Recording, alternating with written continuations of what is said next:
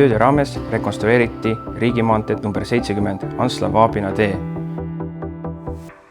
Lõigu pikkuseks 5,9 kilomeetrit.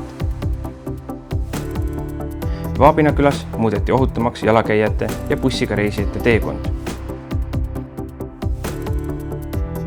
Rajati jalgtee koos valgustusega. Buss saab ohutult reisida peale võtta ja maha panna selleks spetsiaalselt välja ehitatud alal, niinimetatud trahviringil.